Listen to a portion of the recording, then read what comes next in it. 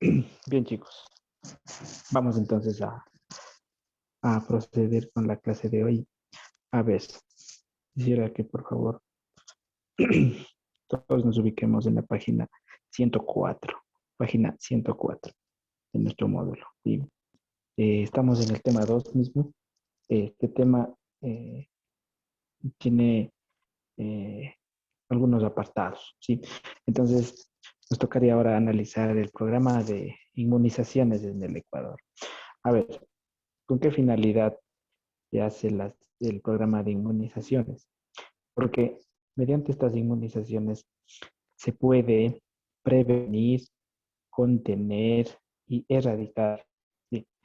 Ciertas enfermedades que afectan el bienestar de la población nacional. ¿Sí? Entonces es por eso que se han creado organismos de salud que están dedicados, ¿sí?, a precautelar la integridad de la salud y de la población. Entonces, así nosotros, por ejemplo, tenemos la Organización Mundial de la Salud, está la Organización Panamericana de la Salud y el Ministerio de Salud en el Ecuador, ¿no es cierto? La Organización Mundial, ya saben, regula todo lo que tiene que ver con políticas mundiales de salud, que son aplicables para todo el planeta y informa, investiga, analiza, interviene incluso cuando se trata de problemas que aquejan a la salud de la población mundial. La Organización Panamericana de la Salud, en cambio, está dedicada simplemente a eh, asuntos relacionados con la salud que afectan, sí, a América, solamente a América. Sí, no tiene nada que ver con Europa, con África, con Asia, con Oceanía, porque allá hay otras organizaciones continentales de la salud. Y en Ecuador tenemos el Ministerio de Salud, en cambio, que se encarga de trabajar en todo el área de la salud, ¿no es cierto? Eh, se encarga solamente de asuntos de salud relacionados con la población ecuatoriana. No tiene nada que ver con problemas que pasen en Venezuela, en Argentina, en Colombia, en México. Son independientes, ¿no es cierto? Para eso está la Organización Panamericana. ¿Sí? Ahora, eh, en el Ecuador, eh, nuestros gobiernos han intervenido o han puesto eh, sistemas de inmunización. ¿Para qué? Para justamente evitar el contagio de enfermedades, detener el progreso de enfermedades y garantizar el bienestar de la salud de la población. Entonces, así, por ejemplo, eh, hace años eliminaron lo que vendría a ser, ¿no es cierto?, la tuberculosis. Se pudo contener mediante vacunas. Así se ha contenido el cólera, ¿sí? Así se ha contenido el dengue, la malaria, así se ha contenido algunas enfermedades. Pero eso es con la aplicación de un sistema de inmunización, ¿sí? Entonces, veamos eh, cuáles son ese programa de inmunizaciones que tiene eh, nuestro Ecuador, ¿sí? A ver, primero, que el sistema de inmunización está diseñado o programado para menores de 1 año, niños menores de 5 años, adolescentes, mujeres embarazadas, adultos mayores, trabajadores de la salud, viajeros. Son grupos de población que necesariamente tienen que pedir a vacunas para poder eh, garantizar que su estado de salud sea óptimo. ¿Sí? Entonces, no es que el resto de la población no necesite vacuna, sino que simplemente estas son las edades en las que se debería o condiciones en las que se debería vacunarse obligatoriamente.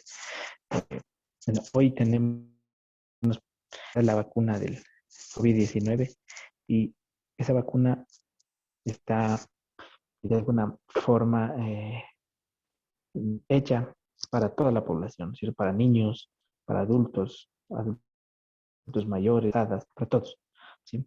Porque eh, es un problema de salud que afecta a todos. Por eso se llama pandemia y porque afecta a toda la población, no solo de aquí de Ecuador, sino del mundo.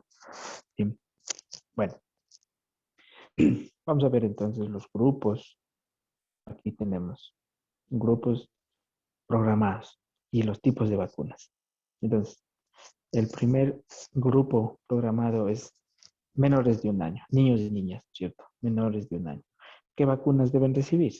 A ver, primerito, deben recibir la BCG, deben recibir vacuna contra el rotavirus, deben recibir la pentavalente, deben recibir una vacuna que se llama HB, deben recibir una contra el neumococo y deben recibir también una contra la influencia estacionaria. Y son dentro del primer año de vida obligatorias esas vacunas, no puede saltar. Y caso contrario, eh, si se llegara a contagiar de rotavirus, por ejemplo, podría morir porque no está vacunado. Su sistema inmunológico no está preparado para enfrentar esta enfermedad.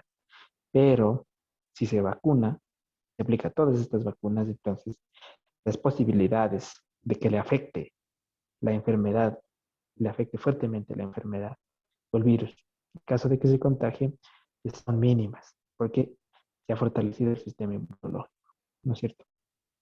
Ahora, el siguiente grupo, gente hasta los 5 años, ¿sí? Hasta los 5 años. A ver, hasta los 5 años, es decir, desde 1 a 5 años, ya toda persona en el Ecuador, ¿sí?, debería recibir las siguientes vacunas. Por ejemplo, vacuna contra la difteria, contra los tétanos, contra la tosferina, y debería recibir la antiopolomilítica, ¿sí? Debería recibir vacuna contra el sarampión, contra la rubiola, contra la paroditis, ¿sí? Debe recibir esas vacunas. Debe recibir vacuna contra la varicela. Debe recibir vacuna contra la influencia estacional. O sea, obligatorio recibir estas vacunas hasta los 5 años. Alguien pregunta, ¿y qué pasa si es que no recibe esta vacuna? Primero, riesgo de muerte en caso de que se infecte, ¿sí? Y luego, si es que quisiera viajar del país, por ejemplo, salir eh, a otro país, eh, obligatoriamente tiene que presentar su carnet de vacuna. Si no tiene ese carnet de vacuna, no puede salir, ¿sí? No puede salir.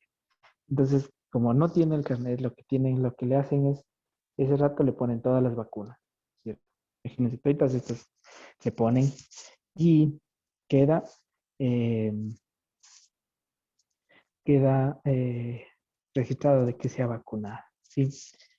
A ver, otro grupo de vacunas son las mujeres embarazadas. Tienen que recibir una vacuna que se llama DT, ¿sí? Los adultos mayores tienen que recibir una vacuna contra el neumococo. Eso deben recibir, ¿sí? Y los viajeros, en cambio, deben recibir una vacuna contra la fiebre amarilla, ¿sí? Eso tienen que recibir. En caso contrario, no pueden movilizarse, ¿sí? Entonces, esos son los grupos de vacunas, los tipos de vacunas y que les hemos descrito y son las que en el Ecuador son obligatorias. Y hay que adicionarle a esta la de COVID-19, ¿no es cierto? Que es también una vacuna que se debería, que se debería tener, ¿sí? Eh, Se está programando, me parece que en la Asamblea Nacional hay un proyecto de ley en donde la idea es tratar de vacunar, ¿sí?, a la mayoría de la población femenina del país contra el virus del papiloma humano. ¿Por qué? para que este virus, ¿sí?, no se pueda transmitir. Porque recuerden que este virus se transmite mediante la actividad sexual oral, ¿sí? Ahí es donde se puede transmitir. Si es que se lograra contener, ¿sí?, el progreso de este virus mediante la vacuna, todas las mujeres que estén de entre los 13 hasta los 26 años, es posible detener el progreso de este virus, ¿sí? Pero está en proyecto de ley. Entonces eso quizá sea un requisito más eh, dentro de unos años, ¿sí? Se le ve bueno, porque al final esto detendría el progreso de este virus, ¿sí? Bien. Sigamos avanzando un poco más. Avancemos en nuestro módulo. Yo les pido que por favor eh, vayan a la página 105, ¿sí? Y ahí nosotros vamos a ver los microorganismos, ¿sí? Eh, a ver, ya saben, ¿no es cierto?, que la vida está organizada en grupos de organismos, ¿no es cierto? Hay unos macroorganismos como el ser humano, pero también hay microorganismos como las algas, ¿cierto?, que son parte de la vida. De hecho, se dice que las algas fue el microorganismo en donde inició la vida, ¿sí? Y a partir de ahí evolucionó hasta llegar al estado en que la tenemos hoy, ¿cierto? Bueno, eh, la microbiología es la rama de la biología que se encarga de estudiar a los microorganismos. A través de estas investigaciones se ha demostrado que los microorganismos no visibles del ser humano son sumamente importantes para el mantenimiento de la vida en el planeta Tierra, ¿sí? Es decir, eh, no pareciera que interesaran mucho, pero en realidad son microorganismos que sin los cuales no sería posible el mantenimiento de la vida en el planeta Tierra, ¿sí? Ya vamos a ver por qué. A ver, eh, estos microorganismos tienen diferentes usos, ¿sí?, para facilitar la comodidad de nuestra vida misma. Entonces, usamos en la industria alimenticia, en la industria textil, en la industria química, en la industria farmacéutica, en plaguicidas, en la industria ambiental incluso. Ahí usamos, ¿sí? Aquí tenemos unos gráficos. Ustedes pueden ver, aquí está de los textiles, acá está en la industria alimenticia, en la industria farmacéutica incluso. Y vamos a ir describiendo entonces cada una de estas, ¿sí?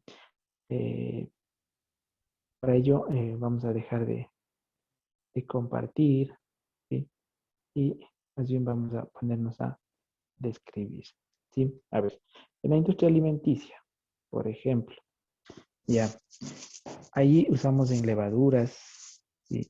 Se usa pues las levaduras para hacer pan, por ejemplo, ¿sí? Eh, levaduras y bacterias, ¿sí? Eh, Estos se obtienen mediante procesos de fermentación, ¿sí? Entonces así nosotros podemos elaborar, por ejemplo, vino, el pan, vinagre, lácteos, embutidos, salsas. Es porque usamos microorganismos que se fermentan, ¿cierto? Y por eso mismo estos alimentos tienden a caducar. ¿Y por qué? Ya saben que la fermentación no dura para siempre, es decir, tiende a dañarse pronto, ¿sí? También eh, se puede también utilizar, ¿no es cierto?, para producir, eh, como les decía, cerveza, ¿sí? Eh, con la levadura. En la industria textil, ¿sí? En la industria textil usamos ácido oxálico, ¿sí?, para la producción de fibra textil, ¿no? Mm, Podemos tener ropa lisa, blanda, y no, que no dañe la piel, que recubre, ¿cierto? En la industria química, en cambio, se puede usar para la elaboración de cosméticos. ¿Sí? Por ejemplo, la acetona y el butanol. También el butanol se usa para acentuar el sabor de algunos alimentos, en pequeñas cantidades, obviamente. ¿Sí? Eh, También el ácido cítrico. ¿Sí? ¿Por qué usamos el ácido cítrico? Para conservar alimentos comestibles, ¿sí? En cosméticos, artículos de aseo y en pegantes plásticos y pinturas, ¿sí? Látex incluso. Y por ejemplo, usted ha visto que se utiliza, ¿no es cierto?, el ácido cítrico para limpiar joyas, por ejemplo, ¿sí? Mediante el uso del ácido cítrico. La industria farmacéutica, ya. Ahí es donde se ha explotado ya un poco más. Primerito, recordarles que Alexander Fleming fue el que se inventó, ¿no es cierto?, el tema de la vacuna, la penicilina. ¿Sí? Y desde ahí entonces tiene un gran uso de los microorganismos en la industria farmacéutica. ¿Sí? Eh, bueno, también se utiliza para la producción de vitaminas B12 y riboflavina. ¿Sí? Son eh, medicamentos, digamos, que se utilizan con frecuencia, ¿no es cierto? En la industria de plaguicidas. Eh, bueno, también los microorganismos ayudan muchísimo en el área agrícola, ¿sí? Porque con eso se controla el avance de plagas, por ejemplo. ¿Sí? Eh, lo que sucede aquí es que se controla el avance de plagas, pero no de la manera tan agresiva como se hace con el DDT, por ejemplo, que son insecticidas en realidad. ¿Sí? Eh, Más bien, lo que sucede es que hay biodegradación y eso hace que las sustancias tóxicas se conviertan, ¿sí?, en compuestos. Nosotros decimos abonos orgánicos, ¿cierto? Porque justamente hay la labor de estos microorganismos. ¿Sí? Y finalmente en la industria ambiental, podríamos decir que hay bacterias o organismos que son utilizados para tratar suelos, ¿sí? Suelos contaminados con metales pesados como plomo o el mercurio, ¿sí? Resultado principalmente de la actividad minera. ¿Sí?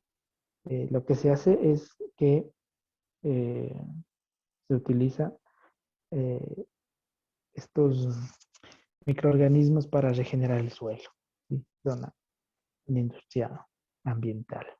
¿Sí?